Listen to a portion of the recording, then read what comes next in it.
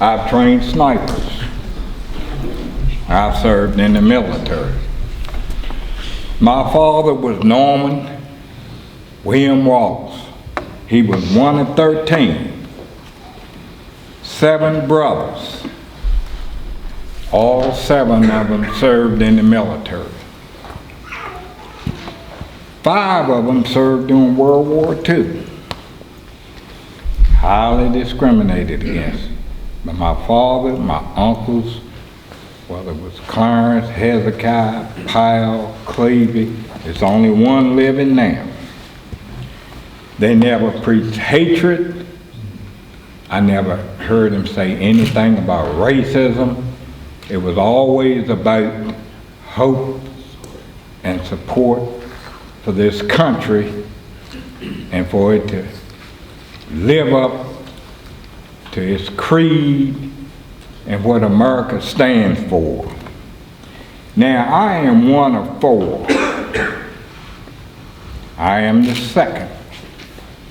My oldest brother, Norman Wallace Jr. I am James Wallace, John Wallace, and Evelyn Wallace, and we all served during Vietnam. It's been a tradition in my family. It goes back to slavery, serving this country.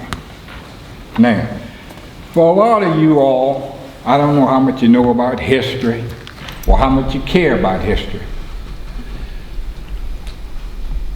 But from the first protest by the fledgling colonists against King George III's tyrannical rule, no representation in Parliament, well, in the King's Court, dicks to Parliament, and the people revolted, and finally, with various things that were impressed upon them, the tea tax, the Sedition Acts, and the people revolted in the early 1770s, which finally led to the revolution. And in 1774, with people headed up by a runaway slave, Crispus Attucks, that fought against King George III's tyrannical rule of the colonies, and the people desired to become a sovereign nation that would govern themselves. So they finally took up arms. They petitioned George Washington to head up these bunch of fledgling colonists. Some of them were runaway slaves. Some of them were free slaves, blacksmiths, farmers, just common people. And they fought against the most premier power of the day.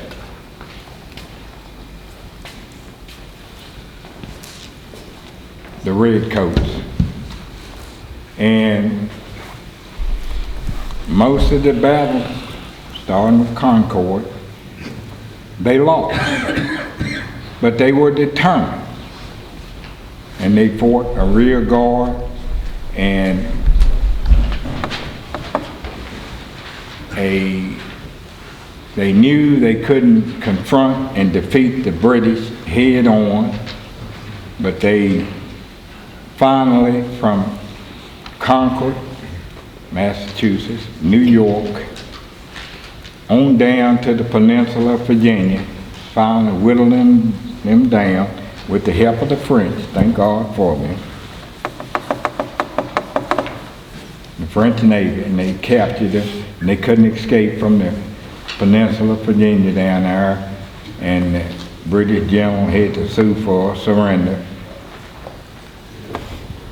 We finally, 13 colonies, gained their independence from Great Britain and this tyrannical rule. 1776, these are important dates. First Continental Congress convened, 1781. Some people say 1776, but 1781. 1787, when they finally ratified a constitution that they presented to the Second Continental Congress at that time, which was in Philadelphia, and it was ratified on the first vote. Now, the Second Amendment. The First Amendment is an establishment for America, the colonists, a sovereign nation, free of British rule, an establishment, what it was going to be about, how it was going to rule itself, and establish its rights. The Second Amendment was about protecting and ensuring the survival of this democracy. The Second Amendment has nothing to do with hunting. It has nothing to do with gun collecting or target shooting. And they're fine. Have nothing against these things. But let me tell you something. It is sad today that so much of the population of America knows virtually nothing about the history of its foundation. We are so ill-served by this federal bureaucracy that wants to keep people misinformed, uninformed about their rights and their duties as citizens of this nation, and especially of this Commonwealth of Virginia. Now, you have rights enumerated in the United States Constitution, but you also have obligations for each one of these rights.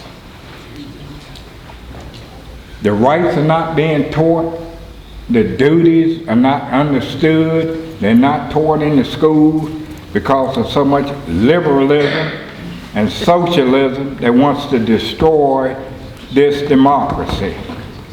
Now, I stand here with no hatred for this country, nothing but love for it, just like I'm speaking for my parents, their generation, my grandparents, and not only did I have people that served on my father's side, but also my mother's side. And these people, I never heard them speak any kind of ill will for this country. And trust me, brother, when Pearl Harbor was attacked, December 7th, 1941, my father had just finished up his training at Camp Lee, Virginia. He was en route to Camp Crowder, Mississippi, and on troop trains and heading out to Pearl Harbor. And when they went through the South, they had to pull the shades down on the trains through the various places in the South because of the attacks that would be probably perpetrated upon them. But these people love this country. Now, I have to wonder, and I'm standing here as a veteran that has served this country, served in NATO. I looked over the Fulda Gap and saw what was aligned against us in the 11th Armored Cavalry Regiment that would have been annihilated, but they were a blocking force, but willing to sacrifice to a man so that forces from England and United States could counter the Soviet Union at the time, and never heard guys cry and moan about maybe losing their lives and things. Now, during World War II, when my father served, over 40% of the population, there was about 150 million people in this country, participated to dispel the fascist and Nazi regimes of Hitler and Japan. Now we have less than 1% of the people that are willing to serve and defend this nation, and then we got people around, sitting around, raising Cain about everything, that wouldn't step up, don't care to step up, never sacrificed anything, but they think that they have so much to say. I am speaking for my parents' generation, my grandparents, and the people before them. I'm speaking for my generation. Now, I personally don't care whether Virginia, under this Democrat governor that we have, wants to destroy or rescind the Second Amendment, amendment of the United States Constitution or not. But free people will never relinquish their rights to protect themselves. Because if you do, you can take a lesson.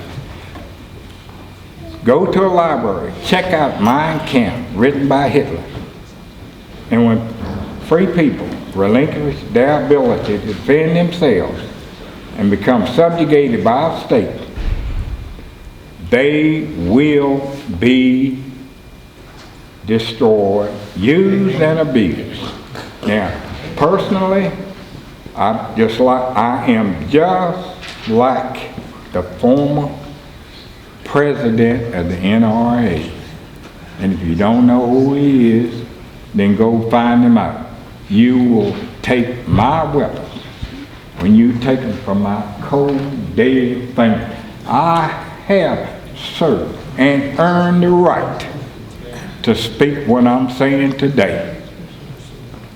And if people don't like it, if they don't appreciate it, then I feel sorry for them, because they will fare no better than the people under the occupation of the Nazis during Hitler's reign. I rest my